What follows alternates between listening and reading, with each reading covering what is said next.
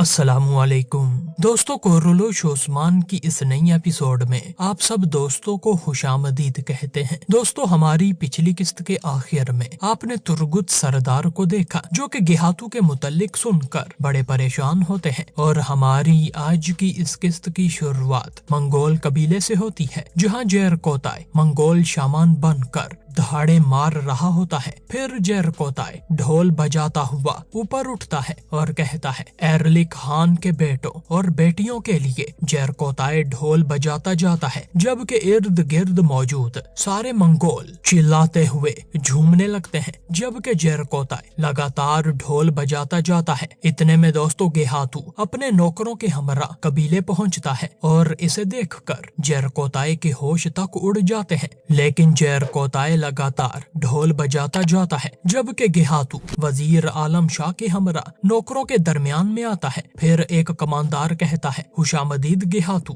پھر گیہاتو وزیر عالم شاہ سے کہتا ہے، یہ آرگون خان کا بہترین کماندار ہے۔ یہ سن کر وزیر عالم شاہ کہتا ہے، بالکل میں جانتا ہوں۔ پھر کماندار کہتا ہے، ہم آگ کا شعلہ لے آئے ہیں اور ہم اسی سے دیواریں گرا دیں گے، اب تیکفروں کے قلعے ہمارے ہوں گے۔ یہ سن کر گیہاتو اور وزیر پاس موجود درجنوں صندوقوں کی طرف ایک نظر دوڑاتے ہیں جو کہ بارود سے بھرے ہوتے ہیں، لیکن وزیر عالم شاہ اس صورتحال پر بڑا پریشان ہوتا ہے۔ اتنے میں جیرکوتائے برتن میں گرم پانی ڈال کر گیہاتو کی طرف آگے بڑھتا ہے، جبکہ وزیر عالم شاہ یہ دیکھ کر بڑا پریشان ہوتا ہے۔ پھر جیرکوتائے اپنا منہ نیچے رکھے ہوئے برتن گیہاتو کو تھما دیتا ہے، جبکہ گیہاتو اس برتن سے پانی پیتا ہے اور آسمان کی طرف منہ کر کے کہتا ہے، جنگ شروع ہو رہی ہے، ایرلک خان کے لیے بہت زیادہ خون بہے گا۔ پھر دوستو دوسری جانب روگاتوس دکھایا جاتا ہے، جو کہ گیہاتو کے متعلق سن کر بڑا پریشان ہوتا ہے۔ اتنے میں کوسیس کہتا ہے،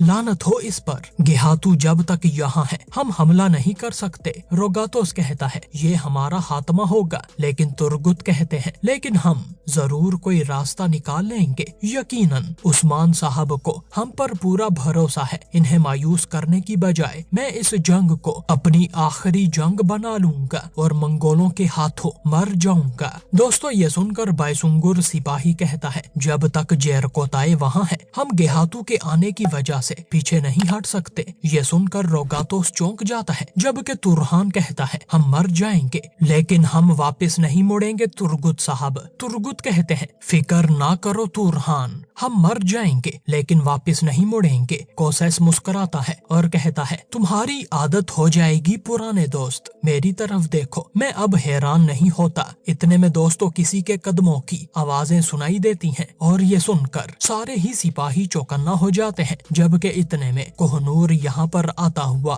دکھائی دیتا ہے۔ اسے دیکھ کر ترگت کہتے ہیں، یہ کوہنور ہے سپاہیوں۔ کوہنور پھر ترگت سردار کے پاس آتا ہے اور کہتا ہے، میں تمہاری مدد کروں گا۔ ترگت کہتے ہیں، لیکن وہ کیسے؟ کوہنور پھر اپنا منصوبہ ترگت سردار کو بتاتا ہے، جبکہ پھر دوسری جانب سوکوت دکھایا جاتا ہے، جہاں مالخون خاتون اپنے وفد کے ہمراہ موجود ہوتی ہیں۔ اس دوران مالخون آئیگل سے کہتی ہیں، عثمان صاحب جلد واپس آ جائیں گے۔ آئیگل پھر کہتی ہیں، ہماری اتنی مصیبتوں کے درمیان بھی آپ نے میرا ساتھ دیا، شکریہ مالخون خاتون۔ مالخون کہتی ہیں، امی جان پرعزم ہیں، جب وہ واپس آئیں گے تو ہم شادی کی تقریب شروع کریں گی۔ آئیگل بڑی خوش ہوتی ہیں اور کہتی ہیں، انشاءاللہ وہ خیر خیریت سے واپس آئیں گے۔ لیکن اتنے میں دوستو جولیا بھی مالخون خاتون کو دیکھ رہی ہوتی ہے، جبکہ دوسری جانب مالخون خاتون آئیگل کی شادی کے لیے خریداری کرنے لگتی ہیں، لیکن ان کا دھیان بھی جولیا غدار ہی کی طرف ہوتا ہے۔ پھر جولیا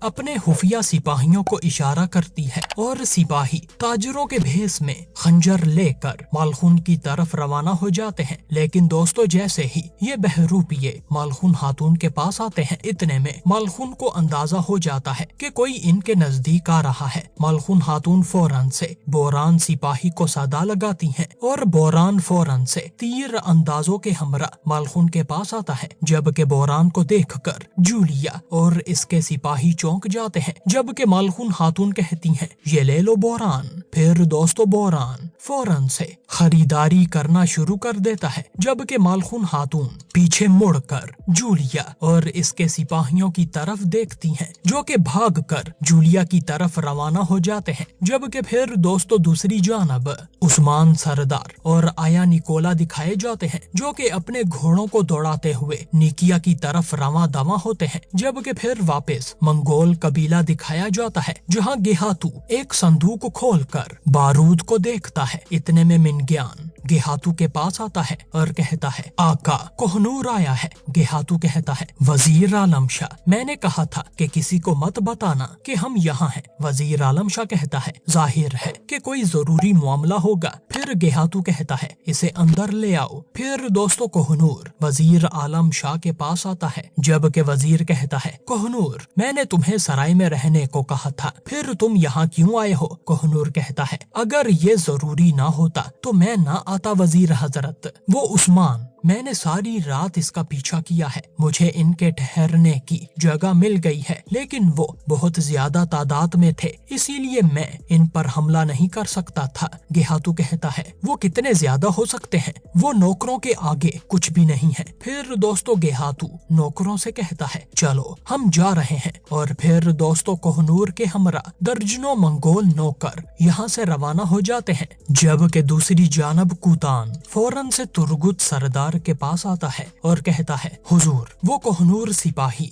गेहातू और वजीर आलम शाह को इसके जंगजुओं से दूर ले गया है। तुर्गुत कहते हैं, जीता रहे वो, अब ये कार्रवाई करने का सही वक्त है, सब तैयार हो जाओ, हम हमला करेंगे। नौकरों पर कोई भी रहम ना खाना, अगर जरूरत पड़ी तो हम शहीद हो जाएंगे। फिर दोस्तों सारे सिपाही मंगोल कबीले की तरफ रवाना हो जाते हैं। जबकि फिर दूसरी जानब इज़निक किले के नजदीक एक इलाका दिखाया जाता है, जहां उस्मान सरदार आया निकोला से कहते हैं, यहाँ हम थोड़ी देर के लिए सांस लेते हैं। उस्मान सरदार चरवाहे के हमरा एक तरफ को चल देते हैं और अपने घोड़े बांधने के लिए जगह ढूंढने लगते हैं। जबकि आया निकोला कहता है, ये सांस लेने के लिए बेहतर है क्या? निकोला गुस्से के साथ फौरन अपने घोड़े से उतरता है और पानी पीने लगता है। जबकि इधर उस्मान सरदार एक नक्शा निकाल कर चरवाहे को देते हैं और कहते हैं, ये लो, ये इज़निक किले के खारजी और दाखिली रास्ते हैं,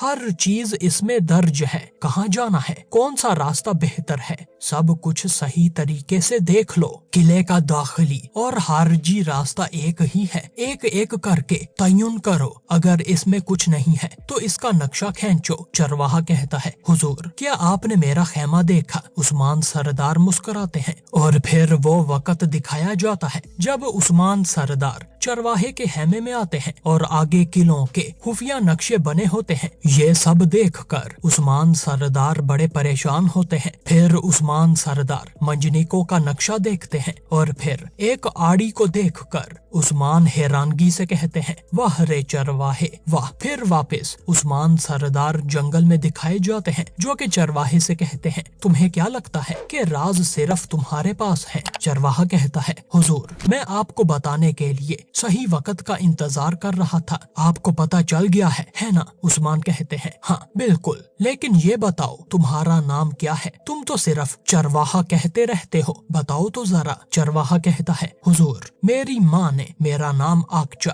और मेरे दिल में ईमान रखा है। मेरे बाबा ने मुझे घुड़सवारी और तलवार चलाना सिखाया है। मैं इनके रेवड़ को चराने वाला बस एक चरवाहा था, लेकिन एक दिन तैकफुर के कुत्तों ने मेरे रेवड़ पर हमला किया। इस दौरान मेरे बाबा शहीद हो गए और मुझे कैदी बना लिया गया। फिर मुझे एक आर्मीनिया की बढ़ई को दिया गया जिसने मेरी परवरिश की, लेकिन मैं तुर्क हूँ उस्मान साहब, मैं कैदी नहीं बन सकता। मेरा दिल हमेशा से आजाद है। मैंने फरार होने के लिए सारा बुरसा खींच लिया, कोई ऐसा पत्थर नहीं जिसे मैं नहीं जानता हुजूर। मैंने कहा मैं एक दिन इन किलों के मरकजी दरवाजों को तोप के गोलों से धकेलूंगा। मैंने हलफ उठाया था हुजूर, मैं आपका इंतजार कर रहा था कि आप मेरे हल्फ को हकीकत बनाएं और आप एक दिन एक जख्मी भेड़िए की तरह मेरे रेवड़ के पास आए। अल्हम्दुलिल्लाह हुजूर, अल्हम्दुलिल्लाह। उस्मान सरदार मुस्कुराते हैं और कहते हैं, जब सामने नजर आने वाला रास्ता एक हो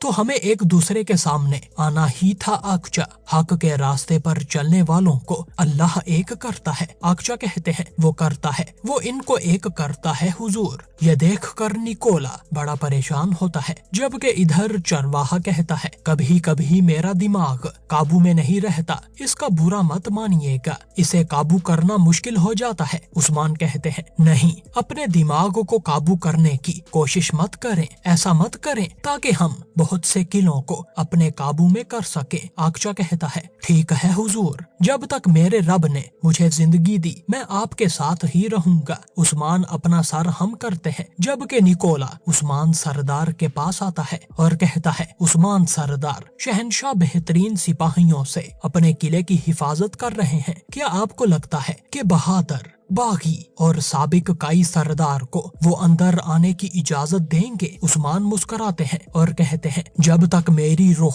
मेरे जिस्म से जुदा नहीं हो जाती, काई सरदार मैं ही हूँ निकोला, तुम भी देख ही लोगे। मैं शहंशाह के करीब जाऊंगा और हमारे दरमियान सिर्फ 5 कल्चे की मुसाफत होगी। निकोला कहता है किले में मौजूद तमाम सिपाही शक के बगैर आपको अंदर दाखिल होने देंगे क्या? क्या वाकई में ऐसा होगा? उस्मान कहते हैं मैं तुम्हें अपने साथ क्यों लाया हूँ निकोला? निकोला कहता है तुम क्या सोच रहे हो? उस्मान कहते हैं तुर्कों में छोड़े गए अपने जासूस के तौर पर तुम मेरा तारुफ करवाओगे और शहंशाह के पास पहुँचने तक किसी को भी मेरा पता नहीं चलेगा। निकोला कहता है उस्मान सरदार आप बहुत चालाक हैं। और दोस्तों यही इस किस्त का इख्तिताम होता है।